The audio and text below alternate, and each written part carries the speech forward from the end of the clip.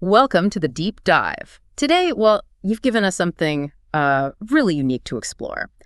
A document called BOMBOCLAT.pdf. Yes, singular is definitely the word. In fact, Yeah. it's maybe the only word that comes to mind, Yeah. repeatedly. Exactly. The whole thing, top to bottom, it's just BOMBOCLAT again and again. Yeah. Page after page of it. So our mission, I guess, is to see, well, can we pull any meaningful nuggets out of this? It's very focused his mission. Right. It's a challenge, isn't it? Okay, let's just dive right into this. When you're faced with a document like this, the immediate reaction has got to be, what's going on here?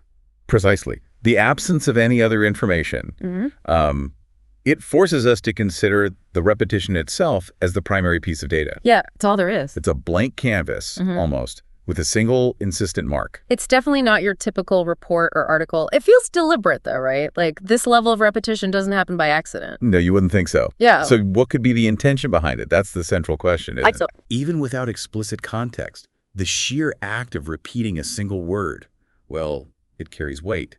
Think of it like a drum beat. A single note repeated can create rhythm, tension, even a sense of urgency. That's a great analogy, yeah. It makes you wonder if the volume of BOMBOCLAT is the message. Like, is the point simply to overwhelm or maybe emphasize something through sheer reiteration? It's certainly a possibility. In various forms of expression, from art to activism, repetition can amplify a message. It can create a feeling of being inundated, or even, as we might discuss, strip the repeated element of its usual significance. Okay, so here's where my brain starts doing backflips a bit. Even though it's the same word every single time, the act of reading it repeatedly starts to feel different. Did you find that happening as you looked at the document? Oh, absolutely. There's a fascinating psychological phenomenon at play there.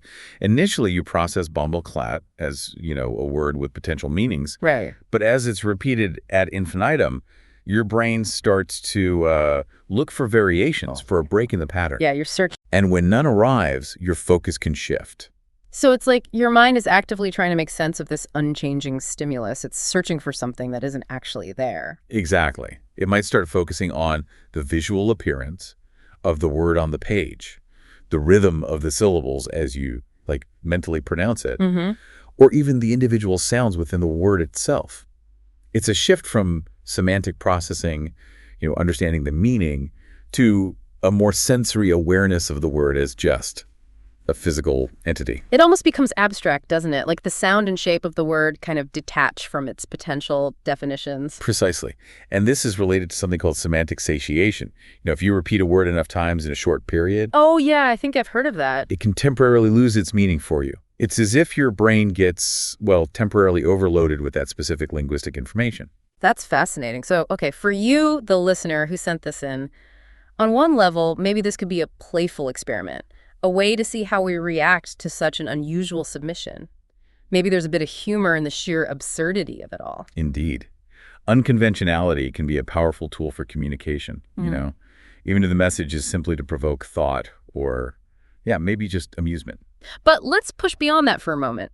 Could the repetition be hinting at a context where the repeated utterance of BOMBOCLAT actually has a particular significance? Well, to explore that, we need to consider the origins and potential connotations of the word itself. Right. As you likely know, BOMBOCLAT comes from Jamaican patois. Right. And it's a term that can carry a lot of weight, can it? It's not Yeah. exactly a neutral word. Not at all. It can express strong emotions, surprise, anger, frustration.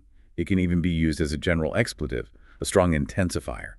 Really depends entirely on how it's said and the situation. So yeah, imagine hearing it shouted repeatedly versus seeing it calmly printed on a page like this. The impact would be totally different. Absolutely. The medium shapes the message. A spoken repetition might convey intense emotion or, aggression, while a written repetition, like what we have here, it invites a more contemplative, maybe analytical approach. It's almost as if the silence surrounding the word on the page amplifies its presence. Yeah, that's interesting. It feels like the document is challenging us to find a message in the void, sort of. By giving us nothing else, are we meant to focus solely on this one word and all its potential implications? That's a very insightful point. By stripping away all other linguistic cues, the document forces us to confront BOMBOCLAT in its purest, most isolated form. Its cultural baggage, its sonic qualities, its sheer presence. That becomes the focal point. It reminds me a bit of minimalist music. where a simple motif is repeated and gradually subtle shifts, or maybe just the listener's own perception, create the complexity. That's a very apt comparison, actually, yeah. Here, the single word is the motif, and its relentless repetition compels us to engage with it on multiple levels, seeking meaning or impact where, conventional information is absent. So, considering this stark simplicity, what's the most striking thing that stands out to you about this whole thing? For me, it's the inherent ambiguity. The same word repeated endlessly can evoke so many different interpretations depending on the reader's background, their understanding of the word's origins, even their mood in that moment. It's almost like a Rorschach test, but in linguistic form. A linguistic Rorschach test. I like that. And for you, our listener who sent in this fascinating puzzle, well, you've definitely given us a lot to ponder. We've taken this deep dive into the repeated occurrence of BOMBOCLAT in your submitted document. Yeah, we have. And as we've discussed, in its current form, the document offers no explicit information beyond this repetition. But perhaps, as we've explored, that very absence speaks volumes. Indeed. Sometimes the most profound questions are raised not by what is present, but by what is conspicuously absent. It really compels us to look beyond the surface and consider the underlying possibilities. So, thinking about the unique and repetitive nature of this source, what interpretations or questions does the singular presentation of BOMBOCLAT spark for you listening? What could be the intention or the context surrounding such a document?